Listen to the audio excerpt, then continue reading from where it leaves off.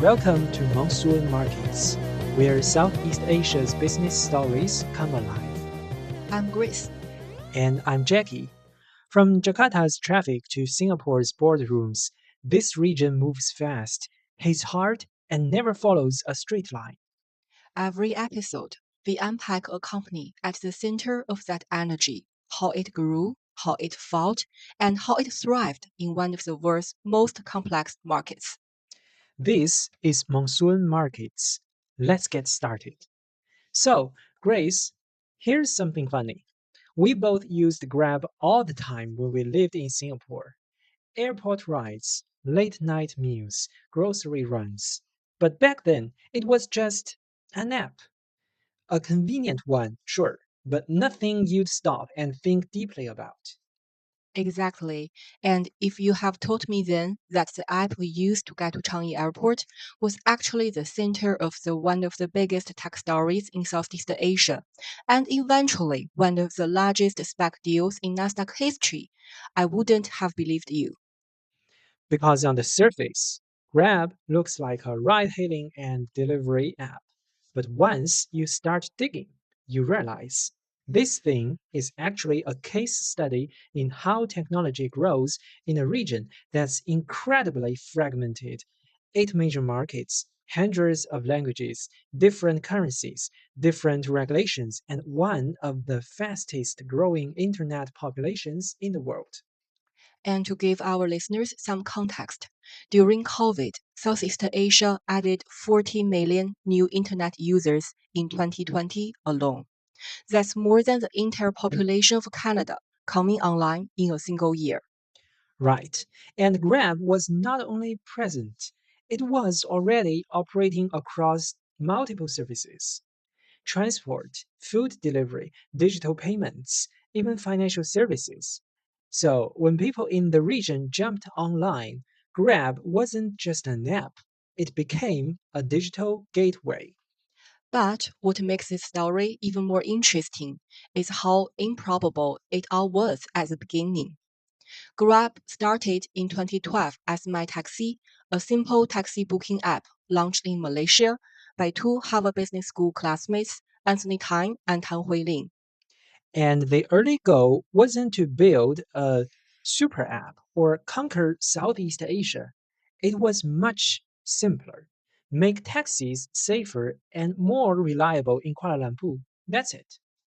So, how do you go from a taxi safety app to a company that had 2.3 million drivers and partners across 168 cities by 2018? So, how do you beat Uber, which reportedly invested around 700 million in the region and then acquire Uber's Southeast Asia operations entirely? And how do you turn that momentum into a business valued at about 40 billion US dollars in its SPAC deal on the Nasdaq, becoming the largest ever US listing by a Southeast Asian company at the time? That's the story we are telling today. It's a story about hyperlocal execution, market chaos, regulatory battles, cultural adaptation, traffic jams, digital payments, and a region undergoing one of the fastest digital transformations on the planet. So, whether you are listening from the US, Europe, China, or anywhere else, even if you've never been to Southeast Asia, this episode is for you. We are going to walk through how Grab was built, why it won key battles, how it became a super app, what happened after it went public, and what its future might look like. Because sometimes the most interesting tech stories don't come from Silicon Valley, but from a region where the roads flood, the traffic never sleeps, the phones leapfrogged the PC era, and one app quietly become part of daily life for hundreds of millions of people. Before we get into Grab as a company, we need to talk about the founders, Anthony and Huilin, because their backgrounds actually explain a lot about how Grab came to be. Right. And to help our listeners who aren't familiar with Malaysia, both founders are Malaysian from the Kuala Lumpur area, but with very different upbringings and career paths, which is part of what made their partnership work so well. Let's start with Anthony. He comes from a well known business family in Malaysia, the Tan Chong family, which operates Tan Chong Motor, one of the largest automobile groups in Southeast Asia and the exclusive distributor of Nissan cars in Malaysia. He grew up around the automobile industry, but he wasn't the stereotype heir stepping into a family empire. Exactly. Instead of going straight into the family business, he went to Harvard Business School, which is where the Grab story really begins. And what's interesting is that Anthony has said in interviews that he wanted to strike out on his own and build something from scratch, not just inherit something pre-built. And then there is Hui Ling. She comes from a middle class family. Her father was an engineer, her mother worked at a stockbroking firm. Unlike Anthony, she didn't have a very big business legacy behind her. But what she did have was an extremely sharp analytical mind. She studied mechanical engineering, then worked at McKinsey before attending Harvard. And one detail that matters here is that she went to Harvard on a sponsorship from McKinsey, which meant she had to return to the firm for a period after graduation. So you have two people from the same country, same business school class, but very different paths. One with industry exposure, one with consulting rigor. And that diversity turned out to be a strength, which is exactly why their classmates noticed the dynamic immediately. Hui Ling would challenge assumptions, and Anthony would pitch bold visions. It's the kind of duo most case study professors dream about. Now, here is where the Harvard connection really takes shape. Both Anthony and Huiling took a course called Business at the Base of the Pyramid. The course challenged students to design solutions for problems faced by low and middle income populations, not Silicon Valley users, but emerging markets. And Southeast Asia, especially Malaysia at the time, had a very real, very visible problem: unsafe and unreliable taxis. Long waits, refusal to use meters, route scams, it was a real pain point. Yes, both of them had real trauma from taxis, especially for Huiling. Her mom literally stayed awake until he got home after the consulting work at night because she was worried something could happen. This wasn't some abstract market inefficiency, it was personal. In this course, students were grouped and told, pick an industry, reimagine it, propose a business that will fundamentally change it. And Anthony and Huiling looked at each other and went, yeah, taxi safety. It's unglamorous. It's messy. Nobody else wants to touch it. Let's do that. So, for their class project, they created a concept called My Taxi, essentially a mobile app that would let passengers book taxis more safely and consistently. And this is where the spark happens. Because once they started mapping the problem, driver incentives, lack of transparency, safety concerns, routing inefficiencies, they realized it wasn't just a taxi issue, it was an entire urban mobility issue. And their solution was surprisingly modern for 2010. GPS tracking, driver verification, a panic button, passenger ratings, price transparency. Basically, all the things we now take for granted in ride hailing apps, they were dreaming it up before Uber even entered the region. And here is the thing, this wasn't some genius aha moment. It was a simple question. What problem do we understand better than Silicon Valley ever will? The answer is how to not die in a Southeast Asian taxi. Then came the turning point: the Harvard Business School New Venture Competition. Anthony and Huiling entered the competition in 2011 and won second place. The prize money was 25,000 US dollars, not enough to build a company outright, but enough to get started. According to Anthony, the reason why they lost was because the judges thought Malaysia was too small and hence they should aim at a Southeast Asian growth enterprise that is focused on the same problem. But more importantly, the competition gave them something even more valuable credibility. Because when judges at Harvard say this idea is worth recognizing, it opens doors, not just for investors, but for early partners, mentors, and even regulators back home. Right. If you are pitching a startup that improves taxi safety in Southeast Asia and you can say this idea was recognized at Harvard, people pay attention. That legitimacy is a crucial part of their early trajectory. And honestly, it gives the founders confidence too. So after graduation, Anthony goes back to Malaysia to build my taxi full time.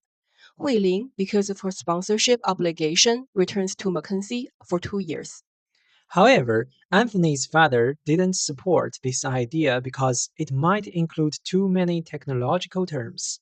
Meanwhile, his mother said, I don't understand either, but I love you, so here's a bit of money. It takes a real courage to keep pushing ahead when your billionaire father looks at your project like it's a bad investment pitch, even though you got recognized from Harvard. And as Anthony said in an interview, even after Grab is so successful and massive, his father hasn't spoken much to him yet. Asian tough love, isn't it? And in June 2012, they launched the first version of the app. And during those early years, Anthony was doing everything recruiting drivers, pitching partners, dealing with regulators, debugging product flows. Meanwhile, Huiling was helping at night and on weekends from Singapore before she eventually joined full time. And that's the real beginning of the Grab story. Not overnight success, not a Silicon Valley playbook, but student project from two Malaysians who were trying to solve a very local, very real safety problem. And what I love about this story is how modest the origin actually is. There was no grand vision written on a whiteboard, no unicorn dreams, just a simple question. How do we make taxis safer for ordinary people in Kuala Lumpur? And from that one question came a journey that would transform mobility, food delivery, digital payments, and financial inclusion across Southeast Asia. So that's the founder's story. Next, we'll look at the environment they walked into, the Southeast Asian market landscape, because understanding the region is absolutely essential to understanding why Grab's strategy worked.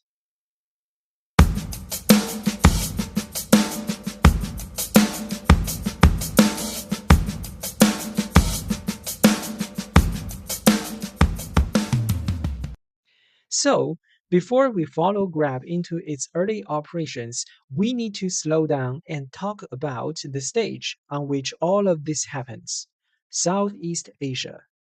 Because if you are listening from the US, Europe, or China, it is very easy to underestimate how different this region is. Although there is ASEAN, this is not one country, it's not one language, it's not one regulatory system. It's a patchwork.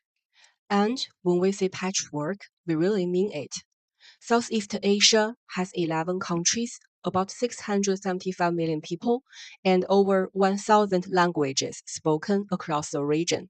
And yet, almost half the world doesn't think about this region when they talk about technology, even though it's one of the fastest growing digital economies anywhere. And the diversity isn't just cultural. It shows up in infrastructure, income levels, and mobility patterns. Singapore, for example, is one of the most advanced, efficient cities on earth. Public transport, payments, connectivity. But go to Jakarta, and you are in a mega city of more than 30 million people with some of the world's worst traffic congestion. Or take Vietnam, especially Ho Chi Minh City. Motorcycles aren't just a transportation option, they are the transportation system. Motorcycles account for over 85% of registered vehicles in the country. That single fact alone changes what a ride hailing app needs to be in Vietnam. And then there is the Philippines, a country of more than 7,600 islands, where addressing systems can be inconsistent and getting from point A to point B often depends on ferries, jeepneys, and motorcycle taxis. A simple enter your address feature, which works fine in San Francisco, often doesn't work well here. And let's talk about payments, because this is where Southeast Asia diverges sharply from the US. Credit card penetration across the region is historically low. For example, Indonesia's credit card penetration was around 6% in recent years. Singapore is high, but Thailand, Vietnam, and the Philippines are overwhelmingly cash first markets. Which means when Uber launched the global standard model, card only payments wasn't just inconvenient, it would have excluded most of the population. Even smartphone usage varied dramatically. Internet access jumped in the last decades, but many users came online only recently. This wasn't slow, linear digital adoption, it was a wave. So imagine trying to build an app for a region where people are leapfrogging from being offline straight into mobile first internet. Most consumers prefer cash, motorcycles dominate the roads, traffic patterns differ by city, regulations differ by country, and your users may be using older Android devices with limited storage or connectivity. When you look at it that way, you understand the real challenge Grab faced. This isn't a market where you can roll out one standard product and scale it. It's eight major markets with eight different realities, all changing quickly. And that's why understanding Southeast Asia is essential to understanding Grab, because Grab's strategy, hyperlocal customization, cash support, motorcycles, map adaptation, regulatory flexibility wasn't optional. It was survival. This region doesn't reward the company with the best global playbook. It rewards a company that adapts the fastest to wildly different local conditions. With that foundation in place, now we can understand why Grab built the way it did and why the next phase of their story, the early operations, looks the way it does. So now we get to the early days, the actual birth of My Taxi in Malaysia. And this part of the story is where the romantic Harvard idea meets reality. Yes, the part where you go from PowerPoint to, okay, now we need actual taxi drivers to download this app. And keep in mind, this was 2012 Malaysia. Many drivers didn't have smartphones yet. Some didn't even have data plans. And the ones who did have smartphones, a lot of them were using older Android devices with limited storage and unstable GPS. So even something as simple as let's install the app wasn't simple. There is a quote from one of Grab's early team members that goes something like, half of our training wasn't teaching drivers how to use the app, it was teaching them how to use the phone. That's how early stage this ecosystem was. And this is where you start to see Grab's DNA form. Because instead of waiting for the market to catch up, they adapted to the market as it existed. They set up on the ground training booths at taxi stands to walk drivers through smartphone basics. This is the first glimpse of Grab's hyperlocal philosophy. If a barrier exists, don't complain, build around it. Exactly. And the founders made a key insight here. In Southeast Asia, trust comes from people, not from corporate logos or Silicon Valley style branding. Drivers didn't trust a new app. They trusted the human beings who showed up to teach them. When Grab entered Vietnam, it couldn't afford to get drivers by advertisements. But the team realized that at 3 or 4 in the morning, taxi drivers would go outside the gas station to drink coffee. So the team bought coffee and gave it to the drivers for free, while pitching hard the mobile app. It's simple but effective. Grab wasn't scaling an app, they were scaling relationships. One driver at a time, one neighborhood at a time. And then there's the other side of the marketplace, consumers. Remember, in the beginning, Grab was taxi only. Consumers wouldn't switch merely because the app was cool. They switched because the old system had so many problems: refusal to use the meter, long waits during rain, safety worries. The list goes on. Here is something important. Grab's earliest positioning was the convenience. It was safety. The panic button, the driver verification, the license plate display. These features directly targeted the region's biggest pain point. And that's why their first meaningful traction didn't come from rich tech users. It came from women commuting late at night. It came from students without cars, and it came from the families worried about safety. These were real, legitimate concerns in Kuala Lumpur and other major cities here. And then Grab learned their second huge hyperlocal lesson. Cash rules everything. People weren't ready to pay with cards. They weren't even comfortable saving a card number inside an app. So while Uber came in with this very sleek card only model, Grab added cash payments early on. This was not a small move, it changed the supply side dramatically. Because now any driver could join, not just those with credit card ready passengers. And any passenger could use the app, not just those with credit cards. That decision alone probably expanded Grab's addressable market by millions of people overnight. Meanwhile, Uber was struggling in markets where credit card penetration was low. Singapore, fine. Malaysia, Indonesia, Vietnam, way harder. Here is another thing I found fascinating. Grab didn't treat Southeast Asia as one market. They treated each country as a different problem set. In Malaysia, safety and metered taxis were the issue. In Vietnam, motorcycle taxis were the dominant mode of transport. In Indonesia, both two wheeler culture and extreme traffic mattered. And in the Philippines, cash and unreliable addresses were the challenge. And Grab didn't fight these conditions. They embraced them. Motorcycles, sure. Cash, sure. Address chaos, build better routing, and teach passengers how to ping accurately. This is the opposite of the Silicon Valley mindset, which is often we bring the model, you adapt to us. Grab's mindset was you show us the reality, we adapt the product.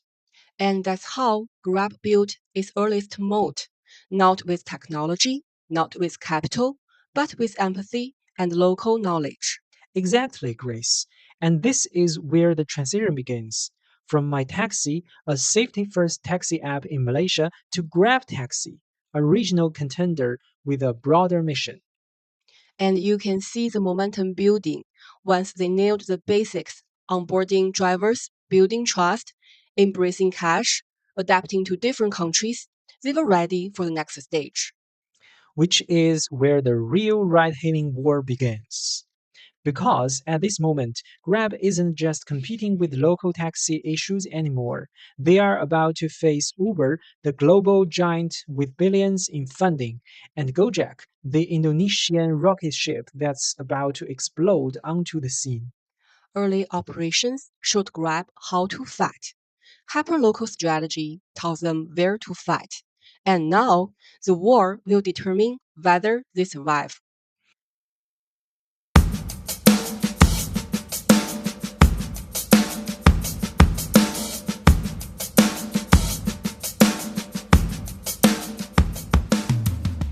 All right, Grace, now we get to the real battle: Grab versus Uber.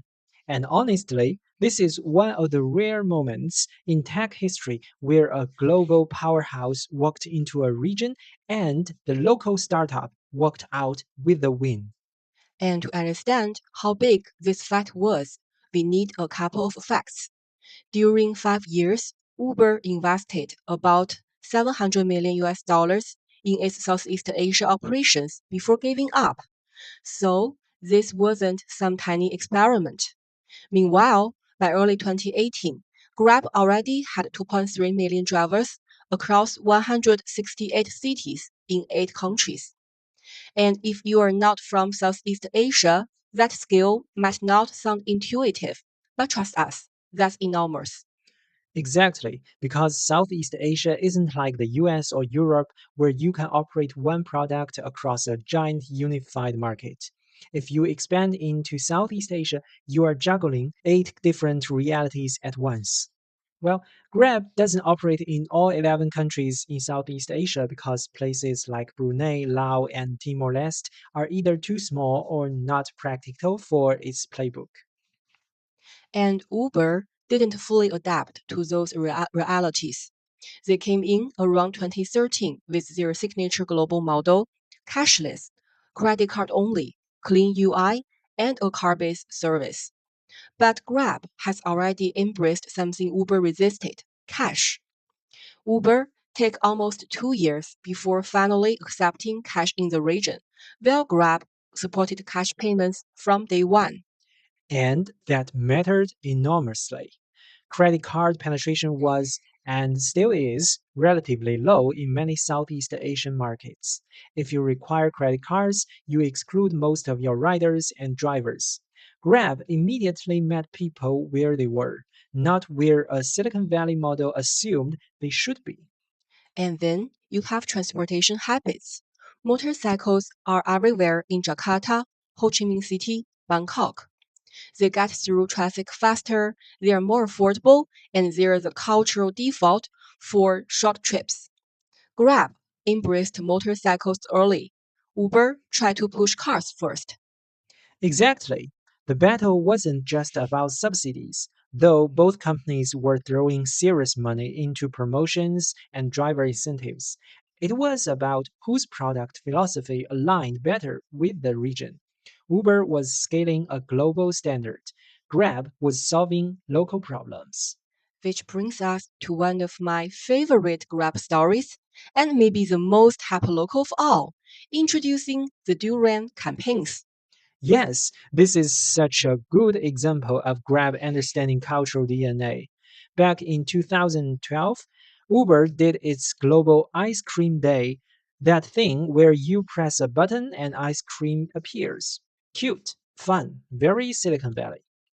But in Malaysia, Grab looked at it and said, okay, ice cream is nice, but Malaysians crave something else. Durian. I know you are obsessed with it, Grace. The king of fruits, legendary, beloved, and banned from hotels and airports because of its overpowering smell. So Grab gave customers the one thing they couldn't normally get delivered. Durian dropped off right at their doorstep. And instead of treating it like a novelty stunt, they engineered the whole workflow. Grab used special designated vehicles at first, so regular Grab cars wouldn't absorb the smell. Later, more motorcycle partners handled deliveries. Sellers used double layer plastic sealing and vacuum packaging. And that's what made this campaign brilliant. It wasn't just marketing, it deepened Grab's relationship with small durian farmers and sellers, and it showed Southeast Asians that this app gets you. It solves your cravings, your habits, your culture. Meanwhile, Uber was delivering ice cream. Exactly. Hyperlocal versus global template. Durian versus ice cream. That contrast says everything about how these two companies thought. And the momentum kept building. Grab wasn't just fitting into Southeast Asia, it was absorbing Southeast Asia, city by city. And the longer this went on, the clearer the divide became. Uber was fighting on too many global fronts: the US, Europe, India, Latin America, and they had just lost China to Didi. Meanwhile, Grab was intensively focused on Southeast Asia only. Every dollar they raised stayed in the region. By early 2018, the writing was on the wall. In March of that year, Uber announced it would exit all eight Southeast Asian countries and merge its regional operations with Grab. Grab took over Uber's ride hailing and Uber Eats businesses in the region. In return, Uber received a 27.5% stake in Grab, and at that point, Grab was valued at roughly 6 billion US dollars. That exit was massively symbolic. Imagine if, in the US, Lyft suddenly sold its entire business to Uber. That's what it felt like. One competitor vanishing overnight. Though regulators weren't exactly cheering. Singapore's Competition and Consumer Commission launched an investigation almost immediately and required Grab and Uber to maintain separate pricing and policies temporarily during the review. It shows how big the shift in market structure was. But even with regulatory friction, the outcome was clear. Grab wasn't just still standing, it had won, and the global giant had conceded the battlefield. The fascinating part is that Grab won not because it had the most money or the better global brand. It won because its product, pricing, payments, and operations were designed for the realities of Southeast Asia. This victory sets us up perfectly for the next chapter, because even after Uber left, Grab wasn't the only player in town. There was still Gojek, Indonesia's homegrown rocket ship, backed by massive investors and beloved in a market three times the size of Malaysia. If Uber was a heavyweight global challenger, Gojek was the fierce local rival. And the battle for Indonesia, the region's largest economy, would make the Uber fight look almost simple by comparison. And this is where the story gets more interesting. Anthony Tan and Tan Huiling weren't just fighting a regional rival. They were going up against a Harvard classmate, Nadia Makarin, class of 2011 as well. Three founders, same classrooms, but three very different interpretations of what the region needed. While Grab was born in Malaysia trying to fix taxi safety, Nadia built Gojek for Jakarta, a mega city of more than 30 million people, known for some of the worst traffic in the world. In Jakarta, the ojek, meaning motorcycle taxi in Indonesian, isn't just convenient, it's the backbone of daily mobility. So Gojek wasn't copying a global model, it was digitizing something deeply local. And by the mid 2010s, Gojek had already become huge. By 2018, it reported more than 1 million drivers. Grab, at the same time, by early 2018, it had 2.3 million drivers in 8 countries. So on paper, Grab looked bigger, but Indonesia was the crown jewel. Winning Indonesia is crucial. It has a population of nearly 300 million, the fourth most populous country in the world after India, China, and America. 60% of its population live in urban areas. It accounts for 40% of Southeast Asia's GDP. And Gojek wasn't just transport. It expanded early into payments through GoPay, which became one of Indonesia's most widely used e-wallets. Meanwhile, Grab was scaling GrabPay and financial services across multiple countries. But in Indonesia, Gojek had deep culture roots. Here is the thing. This wasn't just a rivalry of companies. It was a rivalry of philosophies.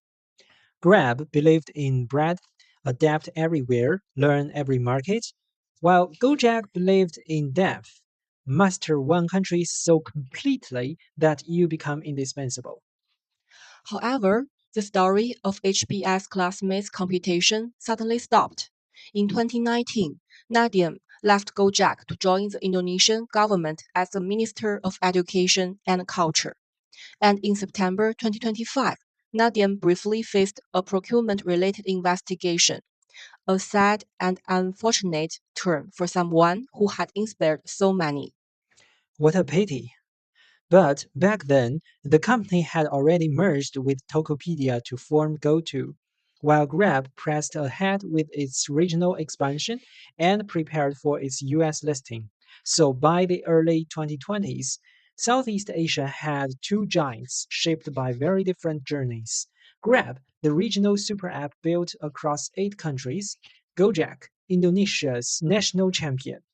And that brings us to the next chapter, not who won the ride hailing war, but who can make the super app model financially sustainable. because at some point, the story stops being about strategy and becomes about economics. The real test of whether these super apps can survive at scale.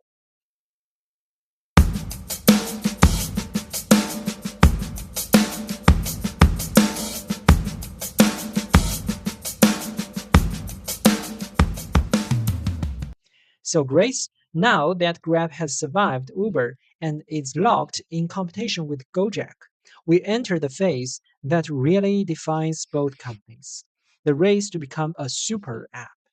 Right. And if you've never lived in Asia, super app can sound like a buzzword. But in this region, it's very literal. It means one single app where you can book rides, order food, pay bills, transfer money, buy insurance, top up mobile data, massage, house cleaning, and basically live your entire digital life.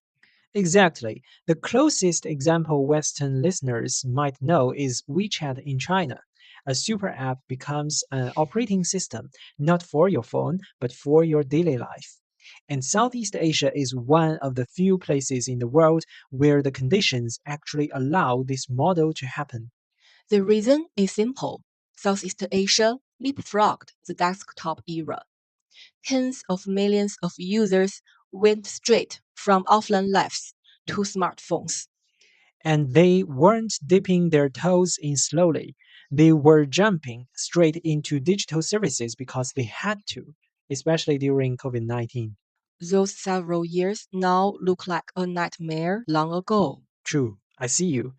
But on the other hand, COVID dramatically accelerated the adoption of digital services across Southeast Asia. Lockdowns pushed millions of people to try food delivery, e commerce, online payments, and telemedicine for the first time. What might have taken 10 years happened in 18 months, and platforms like Grab became everyday utilities almost overnight. So we end up with this perfect storm after COVID expedited the digital penetration. A very young population, high mobile adoption, low desktop legacy, fragmented offline experiences, and a huge underserved base of consumers and small merchants. That's an environment where super apps thrive. And Grab realized early that ride hailing alone wasn't enough. Rides are a low margin business almost everywhere in the world. But once you build trust and daily usage, you unlock higher margin verticals like payments, fintech, and food delivery. Food delivery, for example, exploded in Southeast Asia during COVID when people were in quarantine at home. And Southeast Asia's urban density, motorbike culture, and fragmented restaurant ecosystem make food delivery particularly powerful here.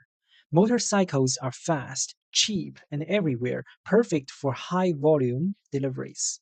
So Grab launched Grab Food, Grab Mart, Grab Express, Grab Pay, Grab Rewards, and each service reinforced the others. It wasn't a random bundle, it was a strategic effort to create frequency. The number of times you touch the app per day or per week. Right. It means grab almost everything. Because if you open Grab for a ride twice a week, that's good. If you open it for food daily, for payments multiple times a week, for groceries on weekends, and for deliveries, the app becomes indispensable. More frequent usage also allows Grab to accumulate more data, enhancing its capability to lend money more efficiently, price risk better, and serve better. And this is where the network flywheel comes in.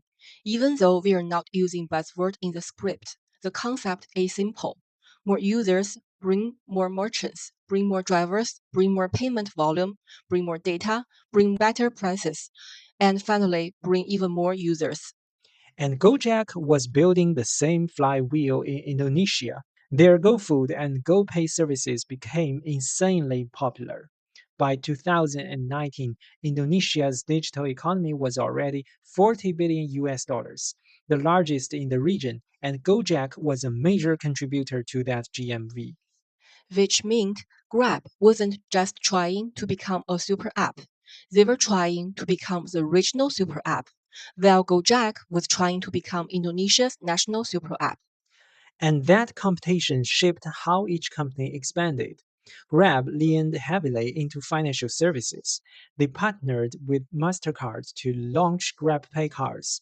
They applied for digital bank licenses across multiple countries, and in Singapore, they succeeded, winning a full digital bank license in 2020 together with Singtel. Meanwhile, Gojek kept deepening GoPay inside Indonesia, and then merged with Tokopedia in 2021 to form GoTo Group, combining mobility, payments, and e-commerce. It was becoming clear that the battlefield wasn't rice anymore. It was payments, financial inclusion, and becoming the daily start screen of Southeast Asia's digital economy. And remember the COVID acceleration we talked about earlier? That boosted both players, 40 million new users online, huge increases in food delivery, digital payments, SME digitalization. It raised the stakes and raised the ceiling for super apps. So, by the time we get to 2020 to 2021, the story of Grab isn't about a ride hailing company anymore. It's about a company trying to build the financial and digital infrastructure for 675 million people. And that's what makes the next chapter the SPAC, the public market debut, and the financial model behind everything so compelling. Because building a super app is one thing, monetizing it sustainably, that's a whole different challenge. Okay, Grace, we've arrived at a major inflection point. The moment when Grab takes itself to the global public market. And it's worth explaining what that means because the path Grab took isn't the usual IPO on the exchange route many companies in the US take. Exactly. Instead of a traditional IPO, Grab merged with a SPAC, a special purpose acquisition company. Think of a SPAC like a shell company that raises money with the sole purpose of buying or merging with a private company to help it go public faster. In April 2021, The Guardian and other outlets reported that Grab's deal with Altimeter Growth Corp valued the company at around 40 billion US dollars. And then in December 2021, Grab officially listed on the Nasdaq under ticker symbol GRAB. To understand the scale, this was the largest US SPAC merger ever completed by a Southeast Asian company and the largest public market debut for the region at that time. And Grab raised gross proceeds of 4.5 billion US dollars as part of that deal, including 4 billion US dollars private invest in public equity. Grab built itself for ride hailing, food delivery, payments, and fintech across 8 countries, but now is competing in public markets where investors expect transparency, profitability, and global multiples. Right. And the numbers reflect how ambitious the company was. According to the investor presentation, Grab's pro forma enterprise value to 2022 adjusted net revenue multiple was about 9.6 times. Which is steep, especially for a company still posting losses. Analysts considered the valuation very high compared to peers like Uber. And despite the hype, the trading debut didn't go perfectly smooth. On its first day of trading, Grab's market value fell by about 12%. So for Grab, the listing was both a victory and a test. It succeeded in becoming public, but now the challenge shifted to delivering growth, scaling sustainability, and meeting global investor expectations. And what the spec tells us is more than Grab is now public. It signals that Southeast Asia's tech opportunities had finally reached the global stage. Large scale, large capital, large ambition. But it also signals a new chapter of scrutiny. When companies face public markets, you can't rely solely on growth stories. Investors begin to ask, where is the path to profit? How resilient is the business? What happens if competition intensified? So the spec moment is a turning point. It marks the end of one chapter, the fast growth, war for market phase, and the beginning of another, scaling profitability, expanding fintech, managing regional complexity. And for Grab, stepping into the public market meant that its internal gamble, building a super app across Southeast Asia's chaotic, fragmented landscape, was now visible to the world. Which means for our listeners, it's not just delisted on Nasdaq. It's this company, once a taxi app in Kuala Lumpur, now carries the hope of 675 million people in one of the world's fastest growing digital economies, and the global capital markets are watching. However, building a super app is never easy, especially for profitability. By 2024, Grab's annual revenue reached 2.8 billion US dollars. Yet it was still reporting a net loss of 158 million US dollar, highlighting how costly running a super app across multiple countries can be. Each year, we saw losses narrow, but profitability remained elusive, a reminder that scale alone doesn't equal sustainable margins. Let's hope Grab can reach profitability soon, wishing them the best of luck.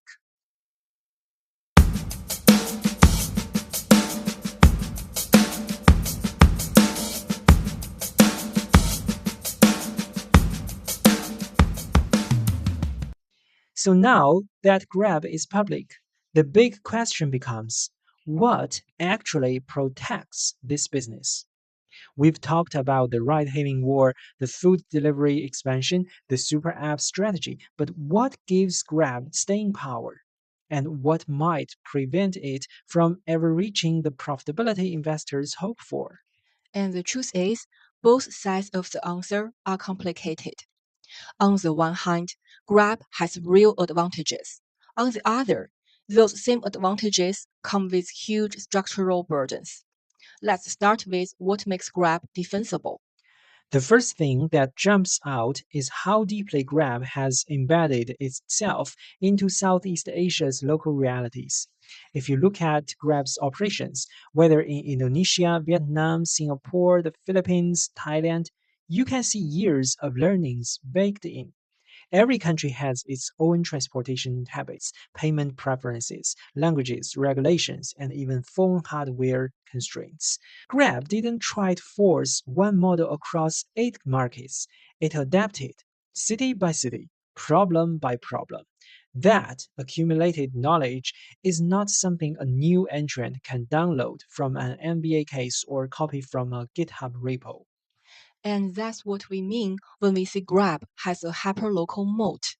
If you ask someone outside the region, they might assume Southeast Asia is one market, but it's not. It's more like running different playbooks under one brand. That kind of institutional memory, how to negotiate with regulators in each country, how to design incentives for drivers, how to tailor the app for a low end Android phone, takes years to build.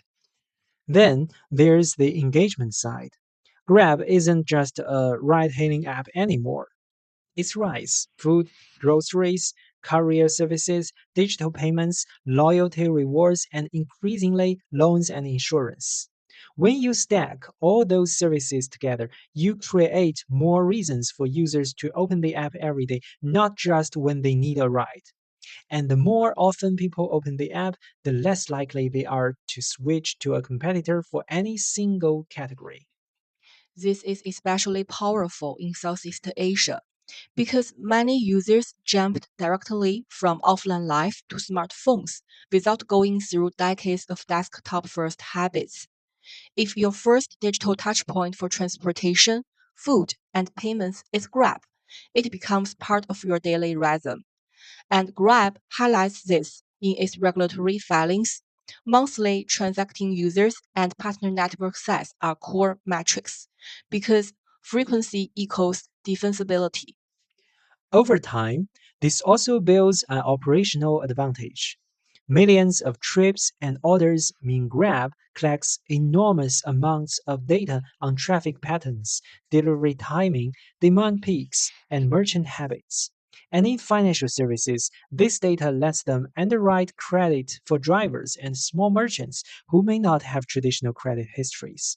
It's an advantage that grows with scale. But, and it's a big but, these same modes come with weight. The biggest challenge is complexity. Running a multi-country, hyperlocal super app is expensive. Grab has to maintain compliance, customer support, merchant onboarding, marketing operations, and driver networks in all the countries it serves. Its own SEC filings emphasize how regulatory and operational costs differ widely across the market. Right. And each country has different rules for ride hailing, food safety, payments, e wallets, lending, and gig worker protections. For example, Singapore has one of the world's strictest digital banking regimes. Indonesia has its own rules around e money institutions.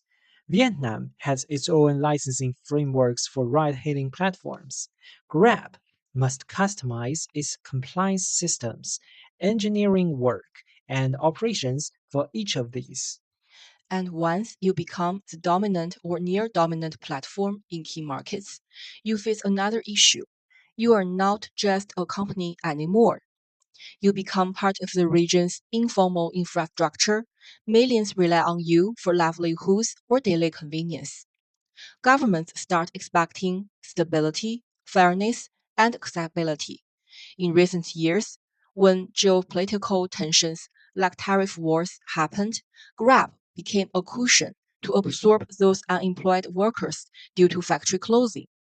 As of 2023, Grab provided 13 million gig jobs in 750 cities. And those expectations often limit your ability to raise prices or increase take rates.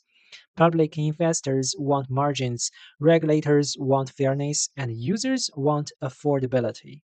Balancing all three is incredibly hard, even though Anthony likes emphasizing Grab's win win win in the interview.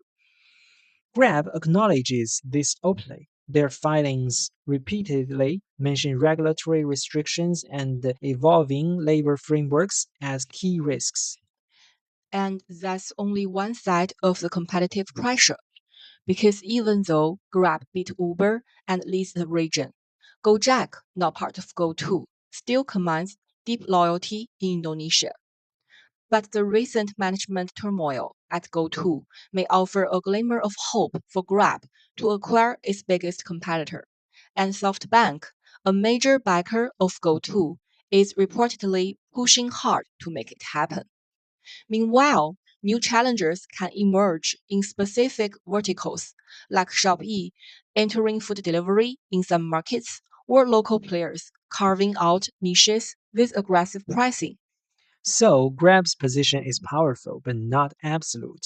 They have the deepest roots, the broadest services, and some of the strongest network effects in the region, but they operate under constant pressure from three fronts: governments, competitors, and public market expectations. And that sets up a really interesting strategic tension. Grab has the chance to become the digital backbone of Southeast Asia, a platform that connects daily life for hundreds of millions of people. But becoming that central may also limit how profitable it's allowed to be. In other words, the very scale that makes Grab essential could be the same scale that caps its margin. And figuring out how to navigate that paradox will determine Grab's next decade. And that brings us to the closing section, the broader business lessons and the unresolved questions about what comes next. So, Grace, after going through this whole story from the Harvard classroom to the Southeast Asian streets, from the ride hailing war to the super app race to the NASDAQ listing, I keep coming back to this idea: Grab shouldn't have worked. Not on paper, not according to Silicon Valley frameworks, not according to what the region looked like in 2012. Right, to Malaysian students, a taxi safety idea, a region with low credit card penetration, inconsistent internet, and a patchwork of regulations. This isn't the environment where you'd expect to build a multi-billion-dollar public company. But that's exactly the point. Grab succeeded because it was built for those constraints, not in spite of them. If there is one lesson listeners outside Southeast Asia should take away, it's that a market's messiness isn't an obstacle. Sometimes it's a moat.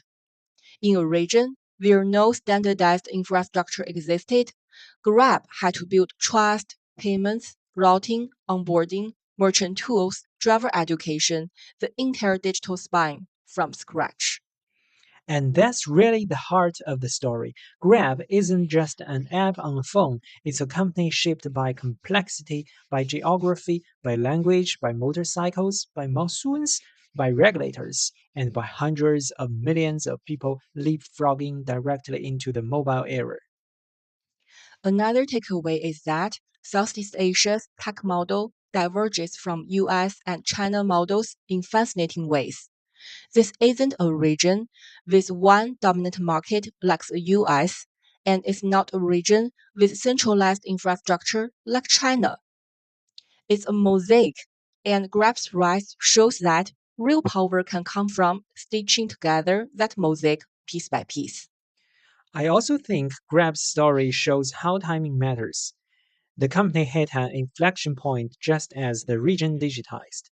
When 14 million Southeast Asians came online in 2020 alone, Grab was already there, with services ready, with trust built, with drivers onboarded. If Grab had started 5 years earlier, the infrastructure wouldn't have existed. 5 years later, the competition might have been too entrenched. And then there is the other side, the unanswered question: can Grab become sustainably profitable? The company is narrowing losses, but it operates in sectors where margins are historically thin. And because it's so central to daily life, Grab carries responsibilities that normal private companies don't. Governments want stability for drivers and small merchants. Consumers want affordability. Public investors want profit. Finding a balance between those three forces is not easy. In that sense, Grab faces the same paradox that other platform giants face when they become critical infrastructure. The more essential you become, the less freedom you have to maximize profit. This is where that Spider Man line you wanted comes in, but in a measured business contact way. With great scale comes great obligation. Grab can't behave like a pure profit tech company anymore because millions of people depend on it every single day. And perhaps that's the most interesting lesson of all. Grab didn't just transform Southeast Asian mobility and commerce. It also forced us to rethink what a tech company is in a region where digital services are not conveniences, but lifelines. So, as Grab moves into its next decade, digital banking, financial inclusion, regional payments infrastructure, the story becomes bigger than valuation charts or GMV graphs. It becomes a question about how Southeast Asia itself will evolve and how technology can bridge cultures, cities, and millions of daily decisions in one of the world's most diverse regions. And whatever happens next, Grab's journey will remain one of the defining case studies of how innovation emerges not from perfect conditions, but from imperfect ones. All right, that's our episode. Thanks for joining us for this deep dive into the story of Grab, one of the most improbable and impactful tech companies in the modern area of Southeast Asia. And if you are listening from outside the region, remember, sometimes the world's most interesting tech stories aren't happening solely in Silicon Valley, but in a tuk-tuk, a motorcycle lane, or a food stall on a humid Southeast Asian night. Thanks for listening to Monsoon Markets, where Southeast Asia's business stories come alive. If you enjoyed the episode, follow or subscribe and share it with someone who cares about Southeast Asia. We'll be back soon with another journey through the region. Until then, stay curious.